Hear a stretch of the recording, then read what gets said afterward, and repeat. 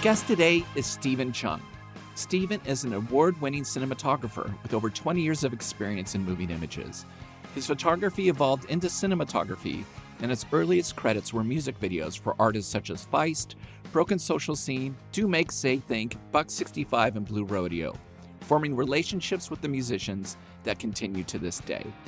Stephen's approach to cinematography is project-specific, centered on close collaboration and storytelling. His wide range of experience has taken him around the globe, working in virtually every storytelling format. Some of Stephen's award-winning work includes Viceland television series Mr. Chachian, feature documentary The Defector, and the short film Odessa. And it is my great pleasure to welcome the Revolutions Per Movie, Stephen Chung. Hi, Stephen. Hi, Chris. So great to be here. Oh, thank you. The story of Broken Social Scene is a dense, complicated story, even if you know the band. And I remember I have this book from 2009 about Broken Social Scene, and it has a cast list, 50 characters, because the story of Broken Social Scene is vast.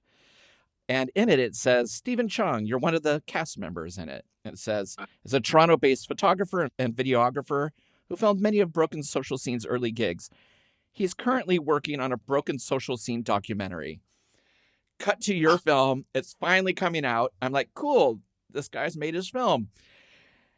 And the beginning of the film is like the end of the film. It starts with the end of the film, which is basically you editing and saying, you may know this band is Broken Social Scene, but to me, they were friends that I followed around with my camera back into 2000 to try to make a film about them with all of this footage. But the band turned me down. It wasn't the right film or the right time. And not knowing that, just out of the gate, I was like, my heart broke. I just was like, I don't even know you, but I'm like, oh, here's this friend who's been part of this thing for so long, and all of a sudden it's been shut down till now. And it's you confiding in your son about, yeah, I think it's time to finish it, that you hadn't been able to let it go. How are you feeling right now that it's done? Oh my God, such a weight off my shoulders. I just can't describe how relieved I am. Relief, massive relief. It's like having been constipated for a really long time and letting it fly. Okay, enough of that humor. No, it's fair. It's fair. Well, but that's so funny because, okay, so people who don't know who Broken Social Scene are, coming into this film, it is a very large collective of people coming and going, but you were a constant in their documentation of this thing even before it became Broken Social Scene. But I have to ask, as somebody who was obsessively filming your friends making this unsuspecting art that they didn't even know what was going to happen with it, what were you documenting and filming before entering their orbit? I was a stills photographer. So I was working in a few different fields: fashion, editorial, a little bit of advertising, or whatever else, corporate stuff, that whatever way I could figure out how to make a living taking pictures. And taking pictures is just something that, I'd always loved to do. And then, I moved downstairs from these kids that just got out of York University. Mm-hmm. And they introduced me to a bunch of filmmaker friends. They all graduated from the film program. Called Projector Film. They had a little collective called Projector Film Company. It was just really like them trying to make music videos and stuff like that. And Okay. they came to me looking for work. Say, hey, you need a camera assistant? I'm here to, I do whatever you want, right? And they liked my pictures a lot. And then when they started making videos, they just started handing me moving picture cameras. So it was mini DV, Super 8, Super 16, whatever medium, whatever they could find, they would Right. just like it. And then I just became a camera operator or DP for those guys. And this was the mid 90s? This was mid 90s. Okay. And music videos were big at that time. Right. And we had a TV station called Much Music, which is the Canadian MTV. Oh yeah. And yeah. And then music videos were just kind of the thing that were, I got to learn how to take pictures through that. And then eventually I got my first video camera. And, that was just about the time I met Kevin Drew and Charlie Spearin and Brendan Canning. And it all came about really organically, and I met all of them separately, right? They weren't already a band, and they weren't already friends. Well, yeah, the scene that was going on at that time, definitely facilitated by cheap rent at the time, and it seemed like everybody was just like, no one was sleeping, everyone was going out, everyone was taking risks. But it was funny that that kind of came out of a era that seemed very painful for a lot of the musicians that ended up in Broken Social Scene. They'd all been in these kind of semi big bands that were going to maybe break, and there was a lot of major label interest in them. And it's so weird to like look at the music videos of a band like Len or Head and be like, how did they even get to this place? You know, because it seemed like they were still trying to figure out themselves. But it seemed like the industry was really doing no one a good service at the point. And it seems like a lot of the art that came out of the scene in the late 90s was a reaction to people kind of being like, that was a horrible experience. I do not want to sell myself again. Yeah, that's very true. You know, the system was broken, and they wanted to, they wanted to just go around the current system in place, and so they started their own label out, and they just kind of they started out just wanting to make music for no other reason than we loved music. I you know and they just wanted to do it because they loved it. And there's like, I guess Brendan Canning, who'd already been gotten very close to doing something, kind of big. He had it in his mind that these are the people that we're gonna pull together and yeah, and make it happen. And so Brendan and Kevin were the spark and then they just got all their friends, and then like, and it was rotating cast, and like, some people stuck around and some people didn't. Yeah, it's funny when he says, Brendan says about Kevin, he's like, maybe I'll make this kid a star. You know, he just says it really, sarcastically, but at the same time, he knew that this was somebody he wanted to make music with. But I'm really interested in how you started showing up with the camera, because at this point, what is your purpose of documenting it except for, well, I guess, yeah, what is your purpose of documenting your friends making endless art right at this point? My purpose was to join the party, make some art, but the Uh-huh. only way I know how. I don't play an instrument. The only instrument I know how to play is this camera.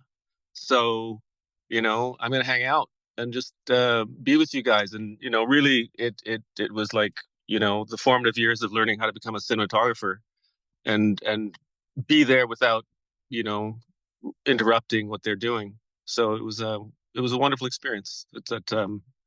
And I just wanted to take pictures, and getting out of the kind of the corporate commercial world of photography, right? I just started carrying, even before that, my stills camera around. I called it my penance, and I just had to carry my camera with me all the time and to take pictures of anything that I found, right? So carrying that little 35 millimeter stills camera, film camera, around with me was, and it's not that little compared to the phone that everybody has now. It's massive. So But it's interesting because you're using like a lot of natural light. It's like these places they're in are low light, like, candles, maybe a dim bulb in the corner from a lamp, because this is just how we lived, right? We weren't interested in seeing the entire room. We wanted to create a mood.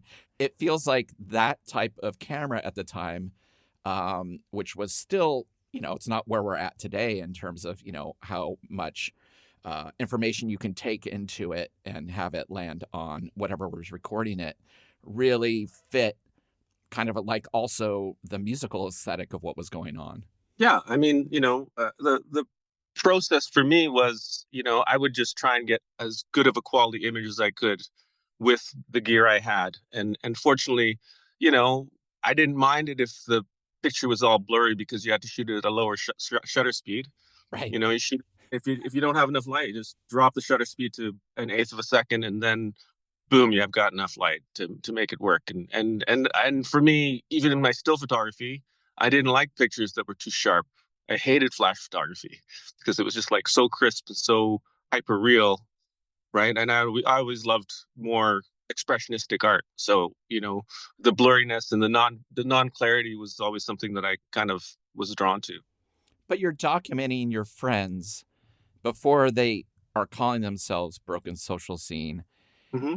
And what are you doing with all of like the media you're recording it on? Are you just putting it like in boxes for later? Were you You know what? I didn't know what I was doing. I was just doing it, right? It was just, this is what my this is what I feel like doing, so this is what I'm going to do because these guys are doing something cool, right? and I want to do something cool with them. Yeah, but you So have hundreds of hours of footage. It had to go somewhere. Like yeah, you're not showing it to them after, you no, film it. So like where does it go? What did you do with it? Like how are you storing this stuff? And what was it just like in your head like this is a diary for me? Or did you feel like some point this may be something that will have a story to it? after the record came out, and I was lucky enough to be invited into that tiny little studio with them, Yeah, it's amazing. to hang out with them. They started getting big, and I said, well, I guess I got to take this footage and make a movie of some sort. And I was thinking, oh, I'll make a live concert movie at one of the shows or something like that. And then it just kind of evolved that way, and the movie makes it seem like I was on the road with them doing all these great things, but a lot of that footage is from the band on the road. Like there's no way that they could afford to have me on the road.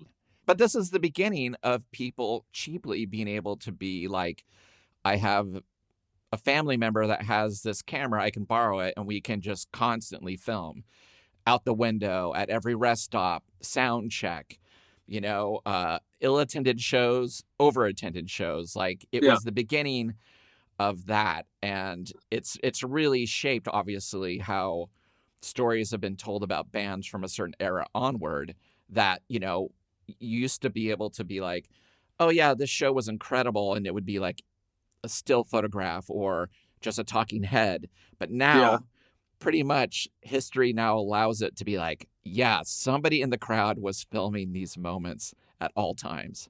yeah. It was just it was a time before everybody had a camera in their pocket, and you know music was being given away for free on the internet. So it was like everything was changing. Right.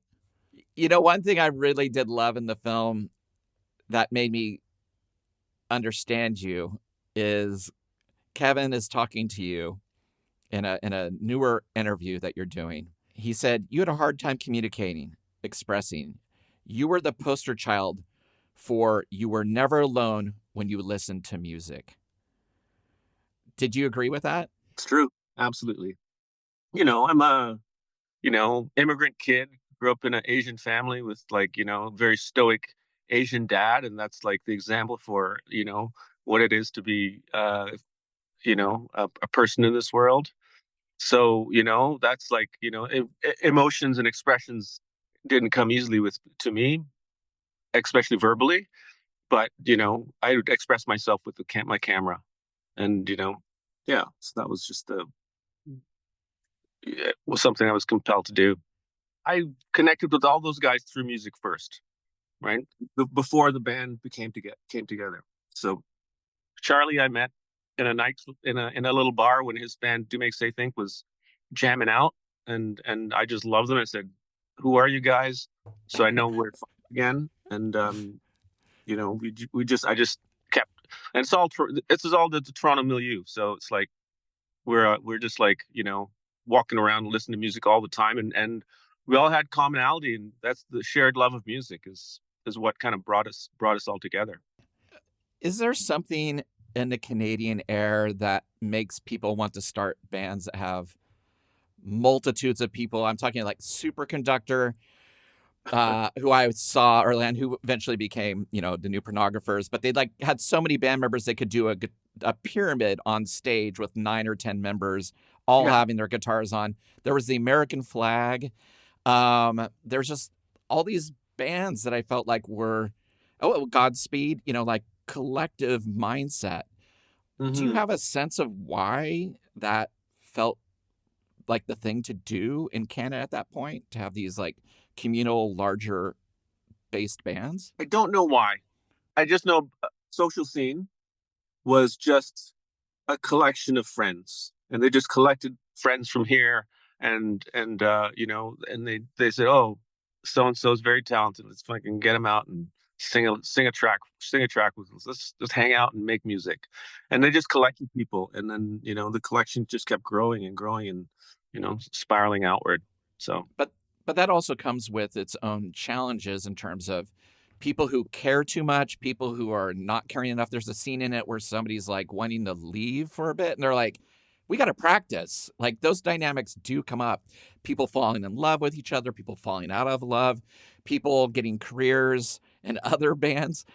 It as great as it was for an artistic wavelength, it seems like it's kind of amazing that they could hold it together, even the center of it, emotionally for as long as they did. it's incredible. Like it's a marriage amongst the core band of like six people being together for such a long time. It's incredible that they managed to keep it together. Like honestly, the personality differences and you know I was talking to somebody and it's like each person in that bus has like multiple personalities and you have to be with all those multiple personalities, Yes. so it's exponential growth. I Yes. know on the road, so you understand what it's like to live that life and have to be with people. So it's like you know it's like it's an amazing marriage that happens, and the love of music keeps it together, I guess. There's some amazing footage of them in Mexico where they couldn't, not everyone could go, but they're like, we need horns. We can't play the show. So they go to like the center of town and they start talking to mariachi players and being like, how much can we pay you? Oh, no, they want too much. Oh, these people will do it. And then it shows them playing with like, they're finding female vocalists like each town to come and do the part, like fans who know the album inside and out for a one-time show. And they're like, this is Broken Social Scene. Like they're a big band at this point. I thought that was kind of incredible. Yeah, no, I was very lucky to be on that trip. That's one of the trips away that I was lucky enough to be on. So grateful they invited me for that, and I got to experience the going down to Mariachi Square to solicit. Like you'll go if you have a wedding or something like that. I don't know if you know this, but if you've got a wedding or a party and you want musicians, you'll just go down there and negotiate with the mariachi players. And the mariachi players are pretty aggressive. Like if you look at them, they'll like run beside your car and say, hey, you need some music. Right. Like they'll Right sing now. like, yeah, yeah. And it was just super fun trip that we got to go on. Yeah, but it seems like a lot of bands would not, like at this stage in their, popularity or even creative development, would start tightening, basically. You know what I mean? Like, oh, we can't be as carefree, we can't be as like seat of the pants. We need to really like hone this in and like get people who are just going to be loyal to us and that. And I just think it's kind of incredible that they're just like, we'll figure it out when we land. It's Yeah, just so weird. that's the chaos of Broken Social Scene. Yeah. There you catch a lot of really candid moments in the film too. Was there ever a point where they were like, can you turn this off now? Like this is a moment, or did they just forget you were there? All the time they would tell me to turn the camera off. Kevin, there was a we cut together a montage of Kevin saying, Chung, can you turn the camera off? Chung, can you turn the camera?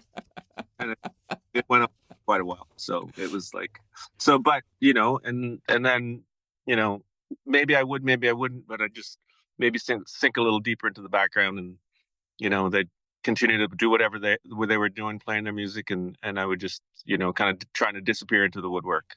But then turn the camera back on and kind of move back through, or would you just be like, all right, Yeah, turn the camera on, move back through, right? and there's times that it's just not appropriate, and you kind of have to make that judgment call, and then other times where I feel like I should just keep this camera rolling, and I just kept the camera rolling. You just sit there and keep it rolling.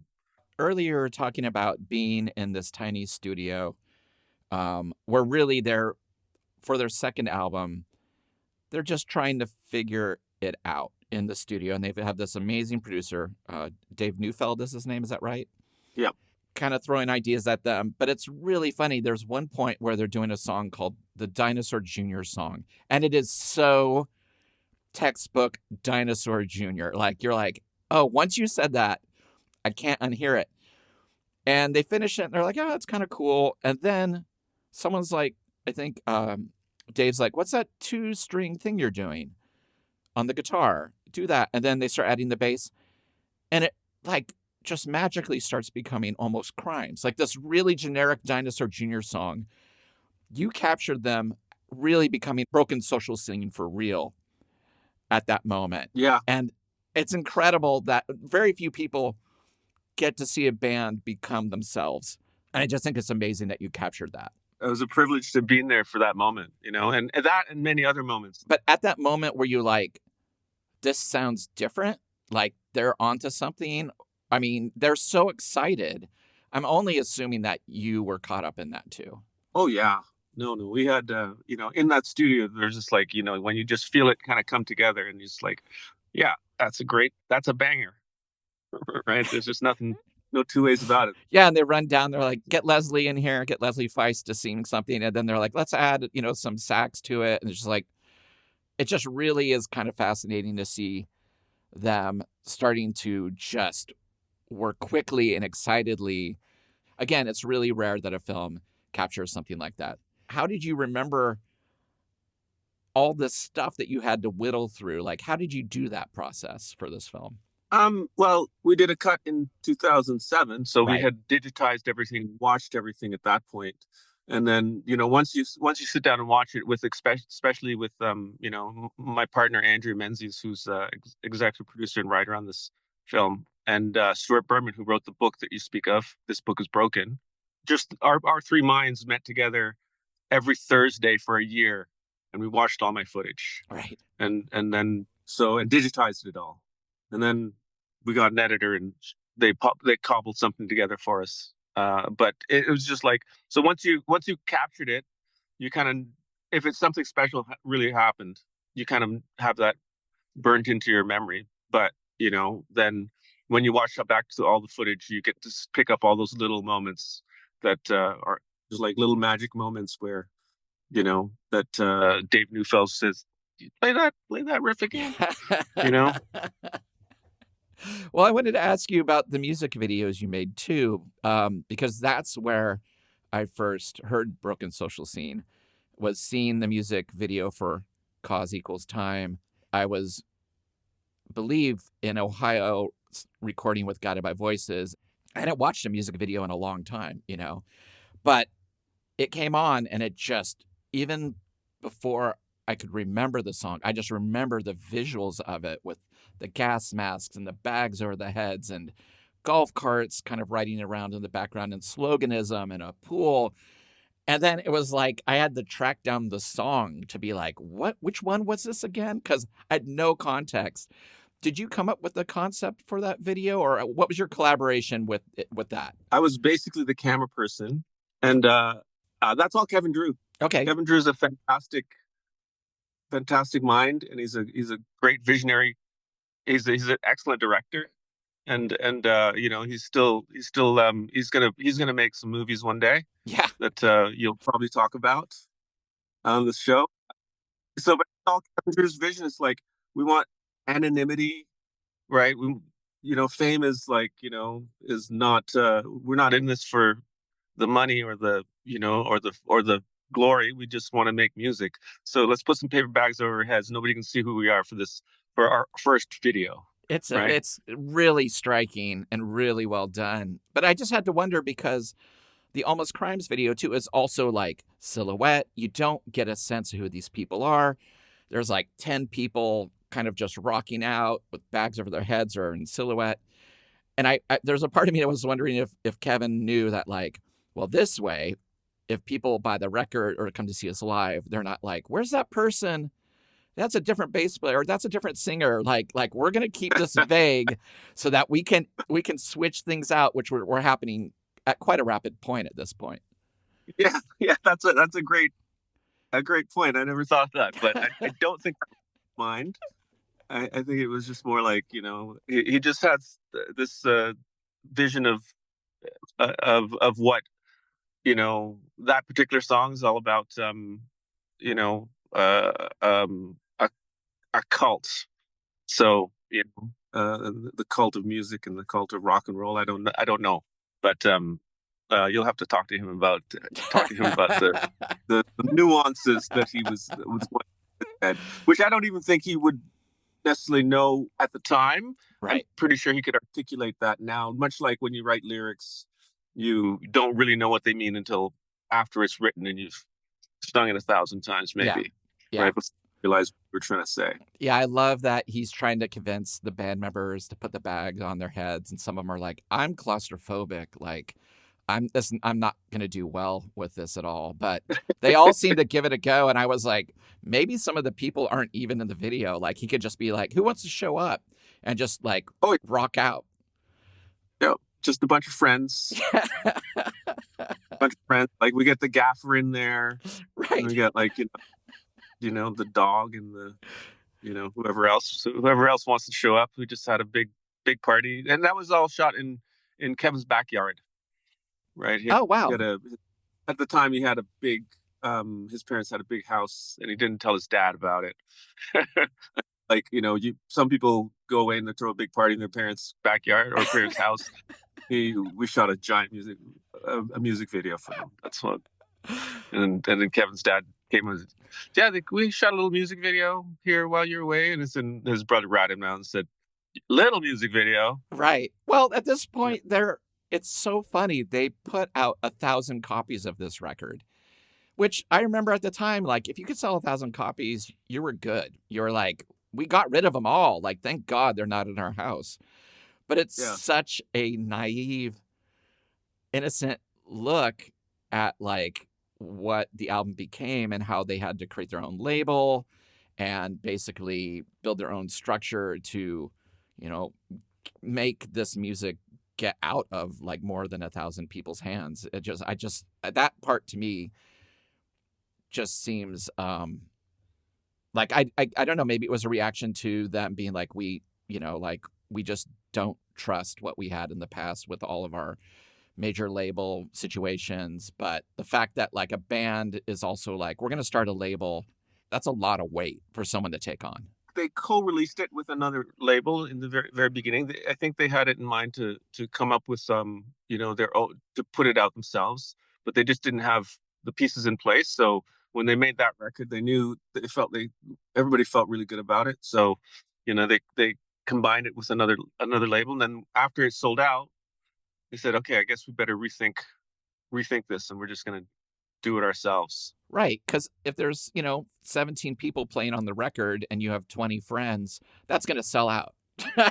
Like. Well, I have to ask a really naive question because you did tour with them. And again, if you haven't seen Broken Social Scene live or seen videos of them playing live, it's quite a scene on stage. There's generally at least 12 people on stage at a minimum. What the hell were their sound checks like? I know it's a nightmare to even just check with 5 people on a stage. Oh yeah, they were time consuming sometimes.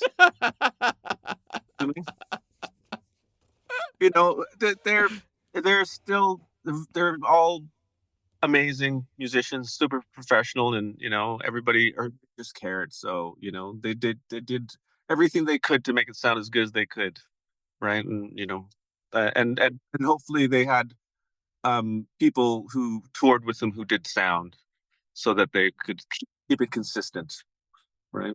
Yeah, because I just imagined like just innocently just being like, someone be like, can't hear my part. No, I can hear you too much. I can hear too much of the trumpet. Turn it down. But now I can't hear myself. It's just yeah, lots of back and forth. It'd be a sound check of Broken Social Scene would make a really good 90-minute play, I think. Yeah. So I think we should talk after this and get that going. In the film, they start talking about pretty quickly the crowd starting to change, like the people wanting to hang backstage, the people wanting to go back to the house, and that the community got diluted a bit. Hmm. Do you remember a feeling like that at all? Sure. Happens really quick. You know, Uh-huh. it's just like a group of friends, and you're hanging out and having a great time, and then and then there's all these new people, and it's like hanging around, and oh, who's that? They don't seem like as nice of people as I'm used to hanging out with, or Right. they're just like you know people come around when you make good pop music, right? And it's hard to know whether whether what who the best people are to have around you sometimes, Right. right? So yeah, and uh and things change, and people, and there a lot of them were just kids, right? So a lot of us, I was older. I'm like probably about 10 years older than Kevin, maybe. When I met him, it was just like my friend Eric Gale said, "Hey, I met this kid. He was like selling sunglasses at my girlfriend's store." And got to talking. He traveled across America with one tape in his car. It was Pavement, right? Um, Crooked Rain, and then they hit it off, and then he and we all ended up going to a Jeff Buckley concert together.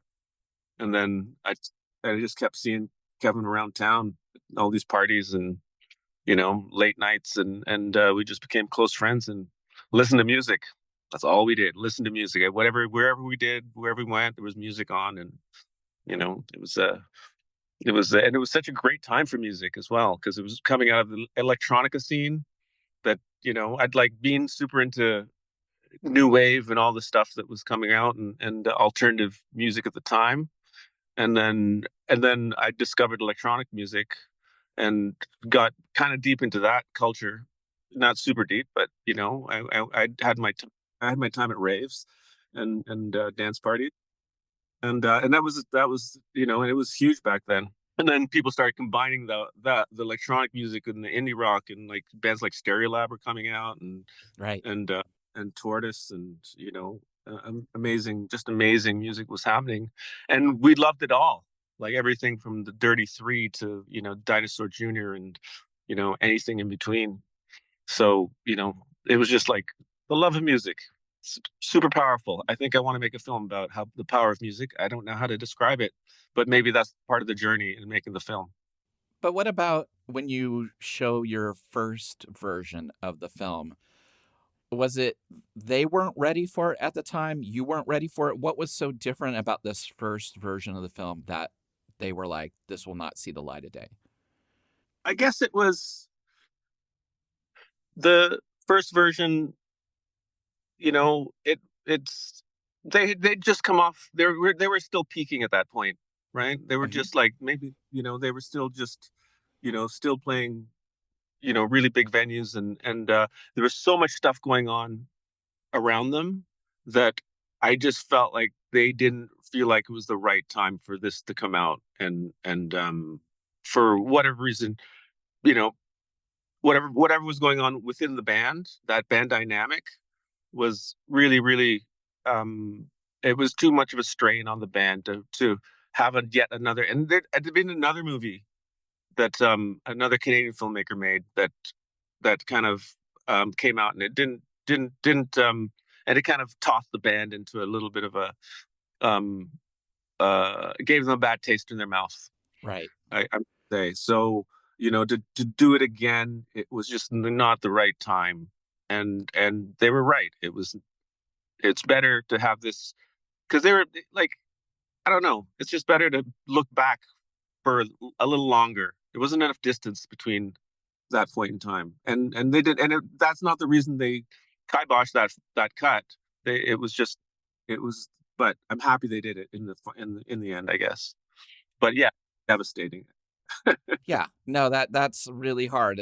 And so we're at this point where you like, I don't think I'm documenting them anymore. I think I'm kind of just going to step away from this for a while, because this is also a film about aging and about like people growing apart and growing up and just changes in life. But you said it was devastating, but like, were you just like, I have my answer and now I'm going to step away, or what did you do with your friendships then?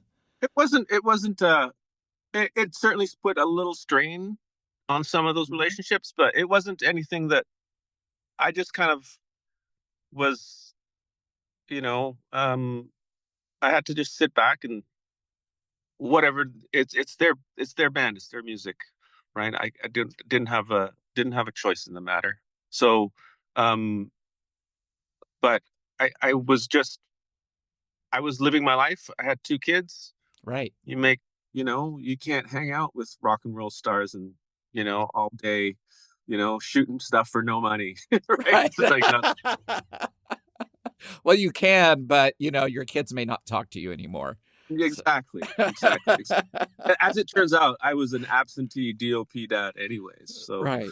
you Wow. my I made the very logical choice that you're going to be working, you're going to be traveling a lot. Right. So, I'm going to stay at home with the kids and we're going to make sure that they have, you know, some sort of foundation or solidity in their life as kids. Yeah. But I Yeah. do, and I hope this is not too personal, but in the film, Kevin invites you out to meet Spiral Stairs and while they're collaborating and spend time with them. And it seemed like it was in the film, at least, it seems like it's implied that it was an olive branch, that Yeah. that this would be, something that you'd be excited about. And the two of you, as people who were, like you said, listening to records together and obsessing about how great Pavement was. But I still, I know that stuff still stings even with an olive branch, Oh yeah. and so I thought it was really interesting to include that in the film because I had, just as a viewer, projecting on it and just being like, I had my own feelings about like what that meant or how Mhm. that would have felt. Even when the film got kiboshed, there was like no real love lost, right? It was like we were already kind of separated at that point. Yeah, and I will say just real fast, this is me projecting. That's why I'm just as a viewer, I just wanted to tell you how I was feeling. So I'm sorry. Yeah. No, that's great. I'm glad you had feelings, right? That's what I want from people to have about this film, right? Because like Right. we didn't we'll get into some of that later on maybe, but just to get back to the olive branch, um it was just a great moment to be able to go and hang out with Spiral and be, and just and it did help to bring Kevin and I back together. Like that when you spend 3 days with somebody, sleeping on some rock star's floor, getting given getting given rare 7 inches, it's a pretty bonding moment, right? Yeah. That's Kevin's magic is, he got to work with all of his heroes, Yeah. right? That's like, they got to, you know, they worked with Jay Mascis and, Spiral Stairs and, you know, John McIntyre, and the list goes on and on and on, Yeah. right? Johnny Marr, right? So that's and is it enough of an olive branch? I don't know. I can't Right. answer that. I appreciate you letting me ask the question because obviously documentaries, are made to be read by the viewer. And, it's a lot, you're telling these people's story the way you want to tell the story. Classic music documentary films right now. I like, I'm not, um, there's not that many that I personally love, right? They're like, because most of them, they just feel like, you know, showpieces for the band. And, they really just want to, they're there to promote the band. This film is, I didn't go into it with, that in my head at all, right? And even though there's a lot of external forces, because to make a Canadian film, you've got to get funding from all these people, and all those people who give you funding give you advice or try and impose their very what a music documentary is supposed to be like, Ah, and yes.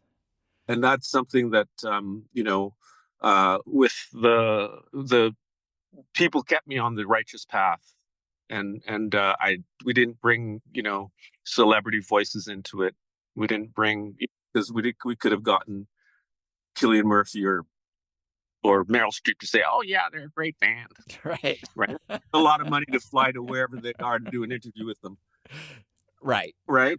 So we and I had this magic footage, right? So I didn't have to tell the story that way. Although people were on me trying to, and we don't follow any traditional arcs because I wasn't really there for the bad times or the difficult times or they didn't have a crash in front of me, so I couldn't that traditional story arc of and nobody became a drug addict as far as I know, or deep, you know that and or got kicked out of the band or whatever drama that people feel like they need in a documentary to make it uh dramatic, right?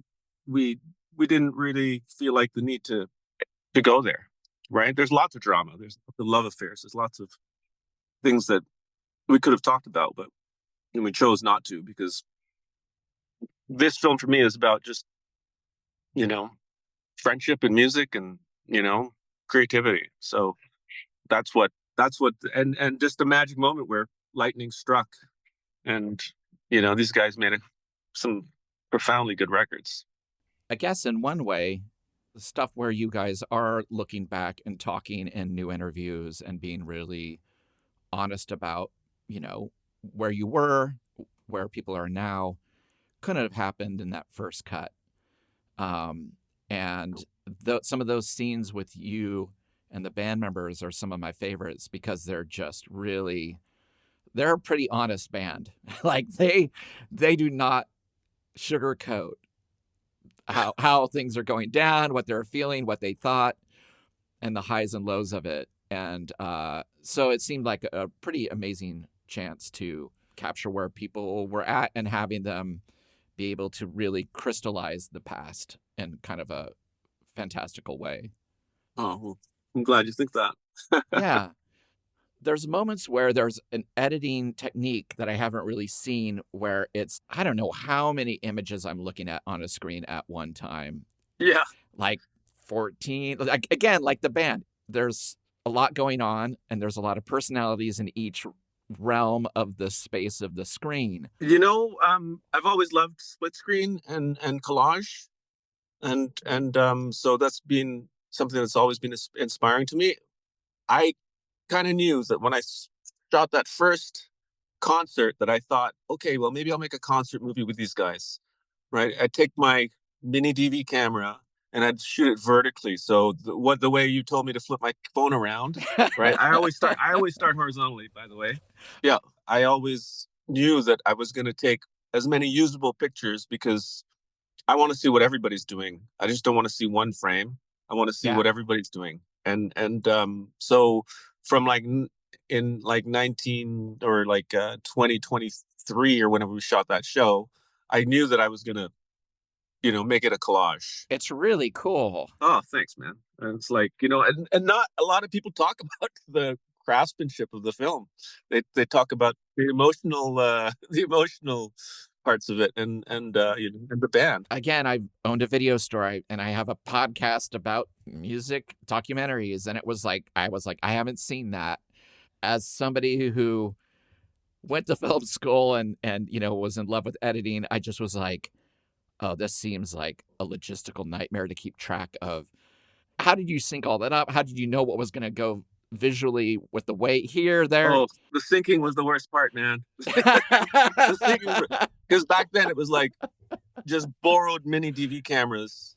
Right. Everybody's rolling and stopping and like Right. just gave them to friends some of them knew how to use a camera, but a lot of them just were, a lot of them were directors who not like camera people, right? And right, so I just borrowed a bunch of cameras and like spread them out amongst my friends and said, yeah, we'll get you drinks Yeah. and just shoot the shows with me, and yeah, syncing that stuff up is a nightmare, honestly. Yeah, no, hats off to you. But it's all done by eye and by sound, and And feel. It feels yeah, really amazing. You get the spirit of the band and how they were like so beautifully chaotic, whirling around, like feeling like it's going to spiral out of control, but they would always kind of know where the center was. Does that make sense? yep. That's a great description of them. Yeah. And I feel like some of the visual tendencies in this film are the same way, where it's like, you know, when to center and to then get back to it being a simple visual moment instead of the whole thing being just like it's psychedelic time 24/7. Well, I'm glad you think that. We had to make those choices, and then sometimes, sometimes I had to be dialed back a little bit by, like, my fantastic editors and my partner Andrea, who I just have to keep giving her shout outs, because without her the film would have not probably never gotten made, because I was just drowning in so much footage. Oh, And where's the story in this thing, and what are we trying to say here? But she and Kevin Drew kept me on the righteous path. So so how do you know when a documentary film that you're making is done? Does somebody tell you like, hey, you don't know. okay, so are you still haunted by that a bit? Like when you watch the film or think about the film, are you like, oh yeah, maybe I could do this in the future, or I mean, how do you let go, I guess, is a simple way of asking. You run out of money. Okay. You run out of money. You go over budget. You start putting it on your credit card. They're never done. They're just abandoned. It does my head in to think about it, because I just think personally I'd be like, oh my God, I don't know what's up. I don't know which way is up. Yeah, that's exactly what it was, right? It's like, and then all those people who are, like, there's people who are giving you advice, and Right. producers who feel a certain way, and and then to try and hold the emotional space for all those band members, to make sure that they're feeling represented, and feeling, and that they have like a little moment of something somewhere. It was just a lot. And honestly, again, my wife, she really just kind of held that emotional space for me, because she's truly an empathetic being who can see and feel what other people are going to she puts herself in other people's shoes far, far more easily than I can. So, I had her to help guide me through it. That's great. Yeah. I mentioned that the band and the film are very direct and don't sugarcoat anything. Did they have any words for you when they saw the finished film? Um, they were really great with me. They're very hands off. They were like, they were like, Stevie, just make your film. Just make your film. Oh, Yeah, amazing. they didn't want to, they didn't really, when we first started the film, I called up when I first decided to remake the film, do it again. It was during COVID, and I finally had a chance to stop working, and I started meditating, and the box of tapes and hard drives were just, they were. I kept hearing this sound from the basement. I'm like, hey, we're still here. You gonna do something with us or what? And then, Wow. I told my wife I'm gonna try and finish this movie, and I called up Kevin Drew, and he was in a bathtub in England. And when he and I always have bathtub conversations, we call each other, I'm in the bath, so am I. Yes. Yeah. And Oh, I told him that the film was going to be from my perspective. Immigrant kid who comes and finds this amazing scene, right, and gets brought along for this journey. And I talked to him for about 3 minutes, and he said, "Yeah, let's do it." And he gave me the thumbs up to try and get the funding for it. And I found some producing partners, and it took a while, but we got the money together, and it was what I thought was a healthy budget. But nobody had made a film like this before. Certainly not my producers, certainly not me, certainly not, you know, the band or my partner. So we didn't really know what we were getting ourselves into.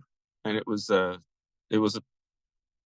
long, difficult process that I've learned a lot from, and I would do many things differently now. And to get back to your question about, when I watch it, yeah, there's things I'd change all the time. It's like I see Sure. things all the time that I would change and make better, I think, right? But we have to Yeah. call it quits at some point.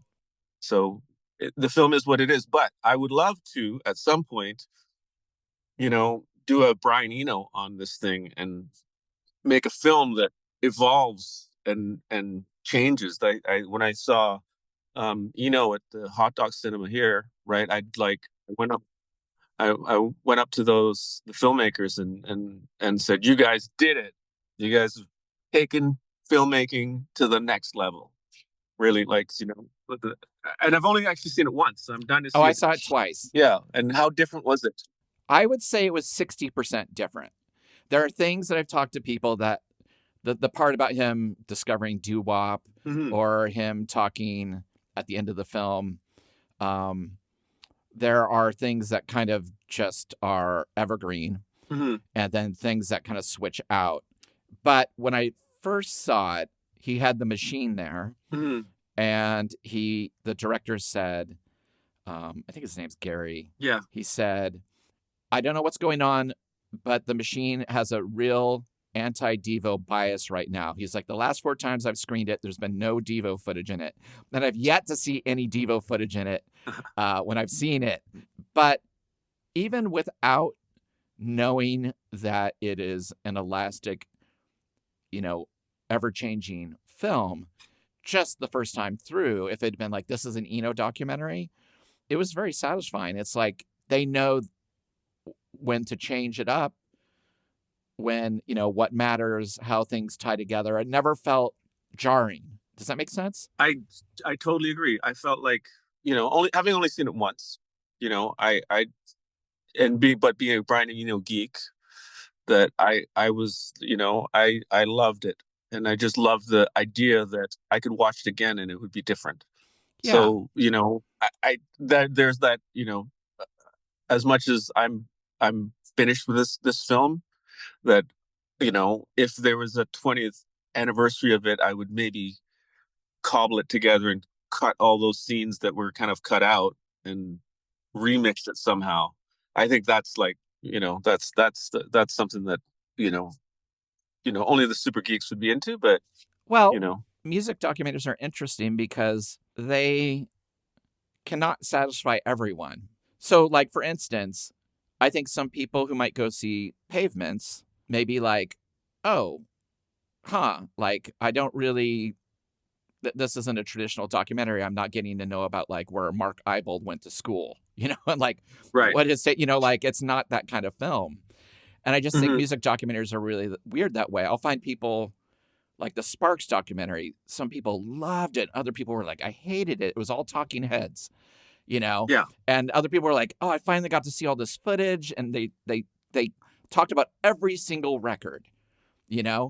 and people were so divided. And I just think it's a fascinating, because we're so passionate about these people and their stories. And we're like, finally, here's a broken social scene documentary, right? I've wanted to know about them. This may be the only one we're going to ever get. Is it going to tell me what I want? It can't satisfy it for everyone. So you do have No. to make it for yourself. Yeah. No, that's excellent point. I mean, I I I hope it satisfies some people anyways. Like, it's like, but honestly, there's like there's people who don't like it. So, Right.